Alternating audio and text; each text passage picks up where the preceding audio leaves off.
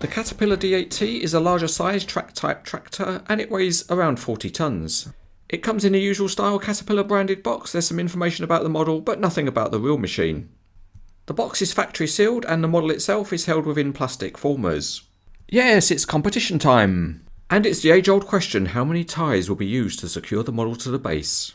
Is it 2, 3, 4 or 5.26? And the answer is 2, so if you got that right, give yourself a pat on the back, and if you got it wrong, punch yourself on the beak. Although there are only 2 ties, they're certainly done up real good to prevent any shipping damage to the model. But they are also quite difficult to remove because of the way they are threaded between the tracks.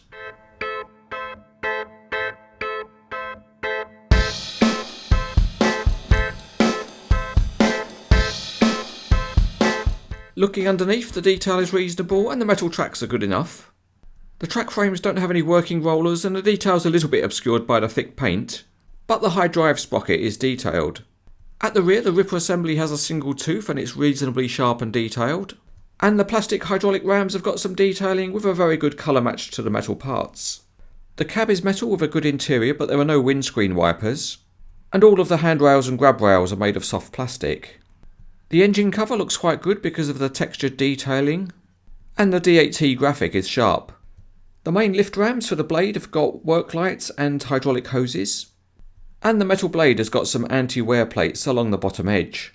The model being reviewed here is the 2013 version with a black engine hood. The 2012 version has a yellow engine hood. Another difference is that the 2013 version has red stoplights painted at the rear, and they're plain on the 2012 version. And the later version also has more accurately located equipment outside the cab.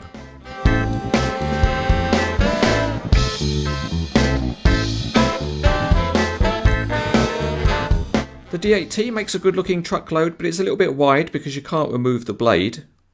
But here it is turning up at the CranesEtcTV test site, ready for some action. It's being offloaded in a carefully planned operation using a giant loader arm. And let's face it, you don't see one of those every day. So we'll start off by testing out the tracks on a smooth surface and there's too much friction for them to roll. Picking it up, there is some up and down movement possible on the front idler and it is spring loaded to keep the tension on the tracks. You can get the tracks to move, but they are a little bit reluctant. And there is an issue over the high drive sprocket where the tracks just seem to roll over the teeth rather than engaging the sprocket. But let's give it a test on a rougher surface and see how it gets on. And again, there's quite a lot of stiffness in the mechanism and it's a bit hit and miss as to whether the tracks will really roll or not. Let's have a look at the front of the machine and see how the dozing blade performs. And the first thing to say is that the blade can be raised and lowered, although it is very stiff. And that just means you have to be a little bit careful when you push and pull on the blade so that you don't damage something. The tilting mechanism does offer a very small range of movement, but it's constrained by the design of the rivet connections at the bottom, which are really in the wrong plane to facilitate movement. At the back, the ripper mechanism can be worked. It parks high and the ripper itself can also be angled.